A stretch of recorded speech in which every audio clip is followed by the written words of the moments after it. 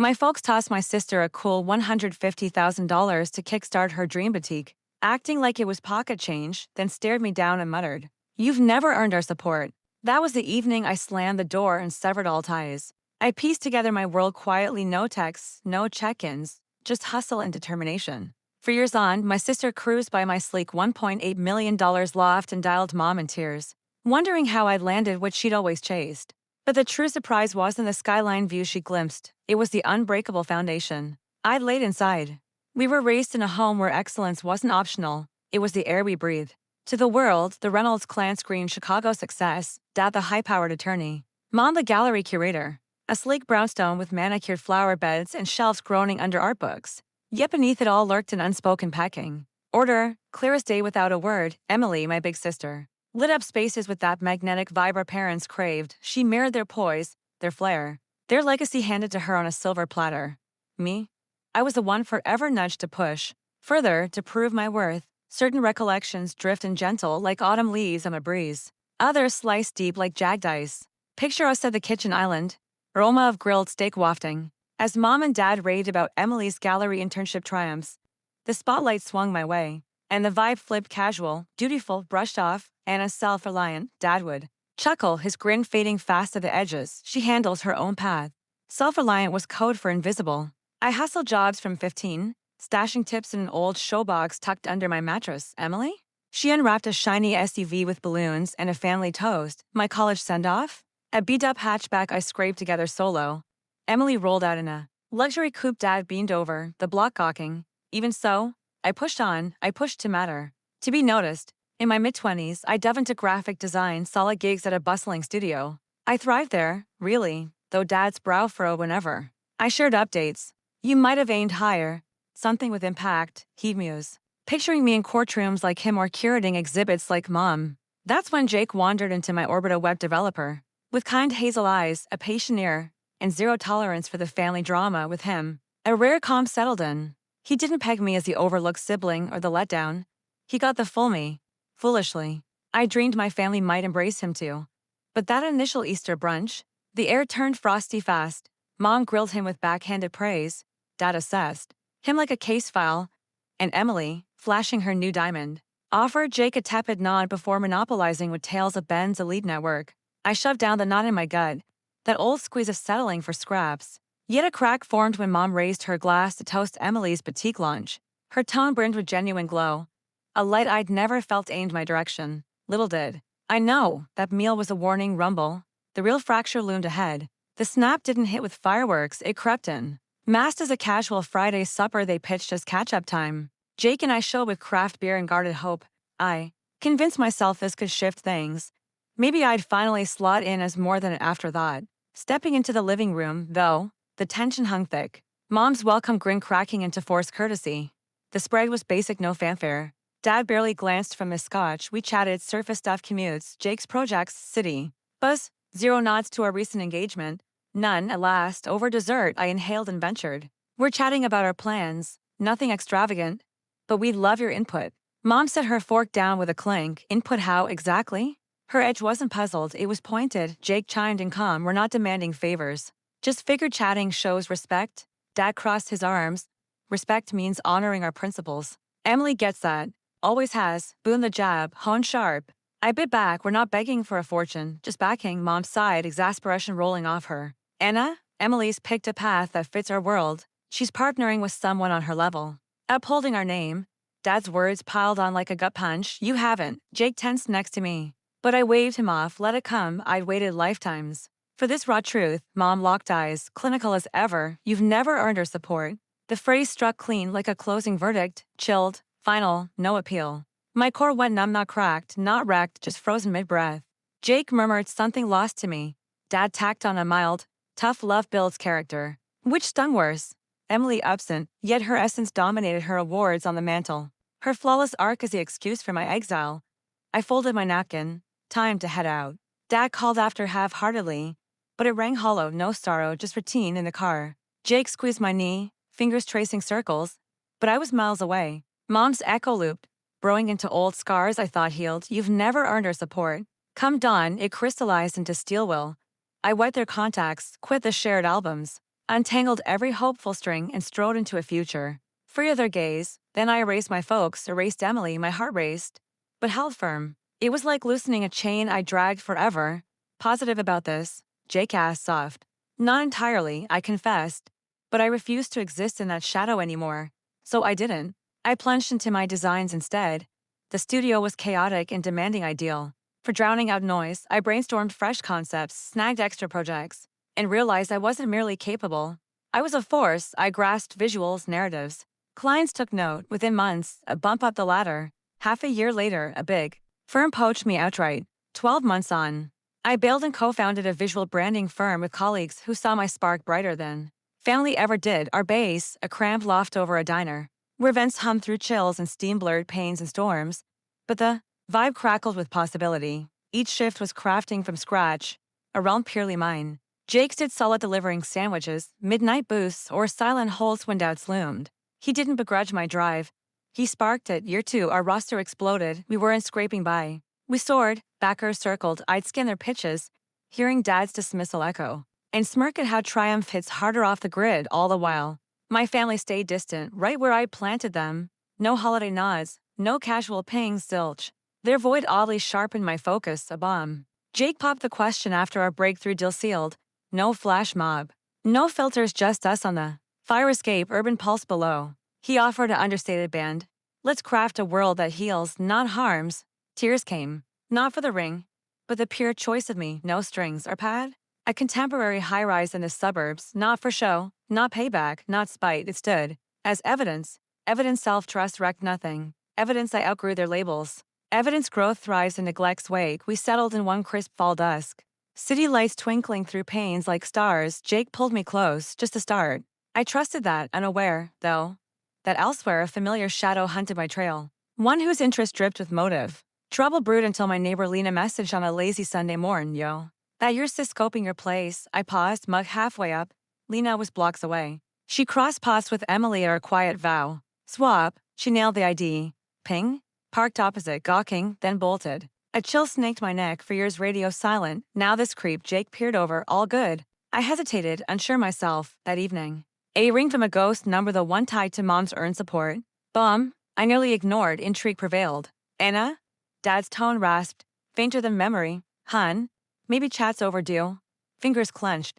Why the sudden urge? Pause. Emily swung by your area, spotted your setup. Not remorse. Not affection, spotted worth. We'd swing by. He pressed, mend fences. Fresh slate. All right, I relented. Next weekend, noon. Post call. Jake eyed me up for it. No. But ghosts won't chase me forever. Weekend dawn crisp and clear, like nature cued the drama. Jakened. I prepped tea and scones on the deck, polite distance, no warmth offered, just room. At 11:50, buzzer hummed, trio for Reynolds, a gray SUV eased up. Mom out first, posture rigid, highlights glinting. Dad next, beaming overly. Emily trailed. Diminished somehow, gripping her bag like an anchor. Door swung. Enter. Dad's gaze swept the entry. Impressive digs. Thanks. Decks this way, we filed. Out. Breeze kissing rails. Serene. To serene for the brewing gale. Mom sipped. Anna. Thanks for hosting. Overdue, your call on the gap. I murmured. Uneasy hush. Dad Devon, clan's air. But we're present, aiming to link up. I eyed him steady. Motive. He faltered. We ache for you. Sole reason? Thicker quiet. Mom spilled the truth. Times are tight financially. Gut twist, unsurprised. Naturally, she rushed. Malpractice hit hard. The payout drained us. Now advising. But reps a slog. Dad added, and Ben's app idea, prime for a savvy backer. With means, Emily piped up faint. Figured you might step in. Bingo, not bonds, not sorries. Desperation. Got it, I breathed. Dad perked. Knew you'd get family sticks tight. Like we backed Emily's launch. Throat tightened. Jake's touch grazed mine hidden. Mom push, $250,000 tides us over. Same for Ben's rollout. Dad bobbed agreement. Pocket change in a spot like yours, ears. Hum soft, not rage, insight absent in my youth, bowed low. Hold up, I interjected. Key fact first, eyes rose. Emily cruised my block days back. Phoned you weepy, why she got the edge. Emily blushed. Dad shared, nah. A true ally did. Mom's face said, Anna? Drop it. Nope, not done. First time. I met their stare, sans plea. Sans dimming, you showed not from longing. You show cause you. Clock my rice sans you, now craving a slice. Dad huffed. How dare, cause 3 decades. I countered, your care hinged on my echo of your ideals. When I quit echoing, you ditched me pre my ditch. Mom leaned in. Overreacting, we poured into you. Eyes held. Emily got golden keys. I got a mantra. Forge alone or fade. Forged I did. Now eyeing my forge, Emily's gaze shimmered. Anna, blood ties us. I ease not for her. For the bump she bore, innocent in the mess. Cash? No go, I stated. Not suits, not Ben's pitch. Not old tabs or phantom dues. Dad rose sharp. After our investments, you handed impossible bars. I soothed and heard that fueled my solo path. They gaped, floored by my poise. Yet I pressed to Emily. One gesture, college stash for your kiddo. Kid's name Soul. No dips elsewhere. Emily gaped. You really? Yep. Cause that little one merits a clean slate from our tangle. Mom sneered. Bossing us now. Not bossing, I clarified, drawing lines, rows, wrapping it. Saw funds, leave with truth, my world's off limits, resources, ours, serenity. Dad's tone shook. Somebody'll rue this post us, rude chasing her. Not ages, I returned. Done with chains that shrink me, Jake ushered them. They filed, Mom fuming rigid, Dad quaking doubt. Emily lingered. Truly, murmuring, fun's kind. SUV faded downhill. I breathed deep. Breeze soothed my shoulders. Laughed. Loom solid, quiet, mine. Jake hugged close. Holding up, yeah. Feels like my first true steady. Cause paybacks no venomous serenity they can't breach. Post-departure. The space breathed easier like vents cleared decades dust. I braced for regrets bite or doubts. Nag, but zip instead a calm core bloomed like claiming my destined track. Folks stayed mute no fights. No me culpas. Quiet now sealed a fact they couldn't twist. I escaped their grip. Emily texted brief thanks for the stash. Bare. But sans. Her old edge, first equal exchange. Firm expanded, another fat deal linked. Jake and I eased into habit sans scars, mornings sometimes. Tea on deck eyeing distant spires, I ponder near miss of cramming into their mold. Built grander instead. All me, that calm, ironclad, untouchable. Realize kin ain't DNA, cash or bars, it's who rise with care needing no proof. If this tale stirs you, draw comments.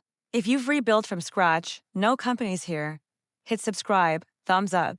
Hang for the next yarn, truths always linger. Years rolled by smooth and bright after that day on the deck. The branding firm I'd started from nothing cracked the Inc. 5,000 list twice. Then got courted by a global agency that wrote a check with more zeros than I'd ever dare dream. I took the payout, stayed on as creative director, and finally had the freedom to pick projects that lit me up instead of ones that just paid the bills. Jake and I traded the high-rise for a low-slung house on the lake. The kind with floor-to-ceiling windows that make every sunrise feel like a private show. We got married on the dock at dusk. Barefoot, 20 people, tacos from a truck, and a playlist we built together. No one from my old life was invited, and the absence didn't ache the way I once feared it would. Emily gave birth to a little girl named Harper the following spring. I kept my promise. The college fund grew quietly in the background, invested conservatively, untouchable until the kid turns 18. Every year on Harper's birthday I get a short text from Emily, just a photo of the baby now toddler. Now gap-toothed kid blowing out candles and the words she says thank you to. Aunt Anna. Nothing else. No requests, no guilt trips. I reply with a heart emoji and that's it. The cleanest relationship I've ever had with any of them.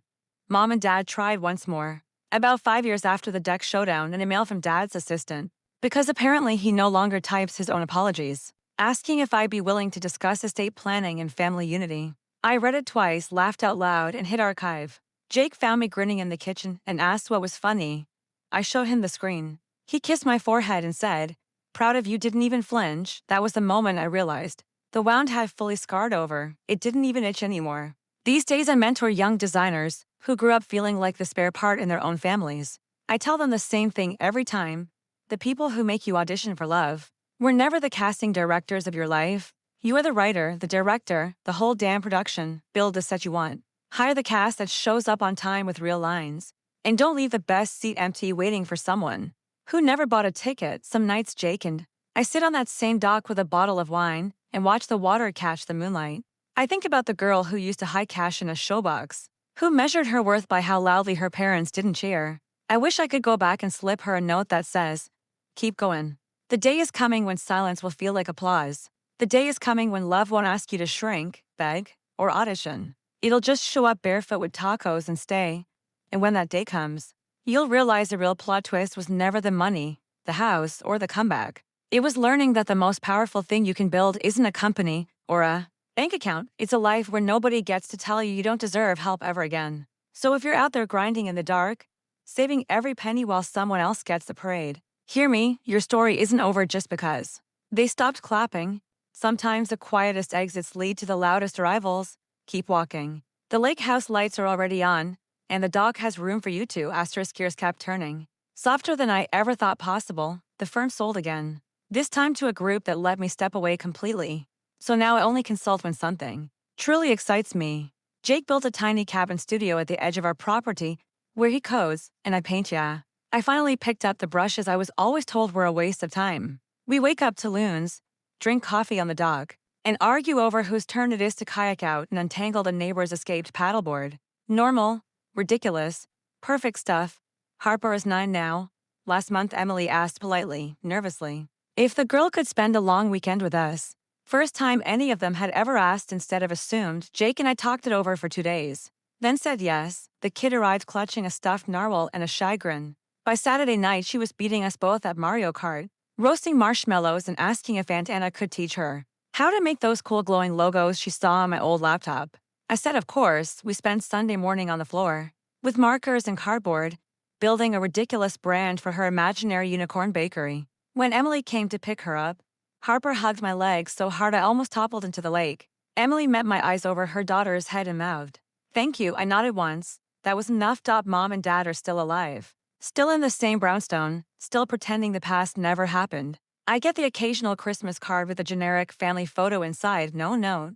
I send one back, a picture of Jake and me on the dock, Harper mid-laugh between us. Sun flaring off the water, no message needed. They get the point. I don't hate them anymore. Hate takes energy. And I'm too busy living. Some wounds don't need revenge. They just need distance and daylight. Mine got both dots, so here's the real ending. The one I never saw coming when I walked out that night with nothing but a broken heart and a blocked contact list. I became the person my parents said I'd never be without them. And I did it without them. I built the table they swore I didn't deserve a seat at. And then I made it bigger. Pulled up extra chairs and filled them with people who never make me audition to belong. The girl who once measured love in dollars and comparison now measures it in quiet mornings, in bare feet, in Harper's sticky hugs, in Jake humming off-key while he flips pancakes shaped like dinosaurs. That's the fortune. That's the flex. That's the happily ever after they never scripted for me. If you're still out there fighting for air in a family that keeps turning off the lights, listen close. One day you'll wake up in a life so bright they'll need sunglasses just to look at it. And on that day you'll realize the sweetest words you'll ever hear aren't "we're sorry" or "we were wrong." They're the sound of your own laughter echoing over water you own. Surrounded by people who stayed without being begged. In a home you built board by board with hands they once said would never hold anything worthwhile. Keep going. The dock is long, the water is warm, and your seat's been saved the whole damn time. See you on the other side.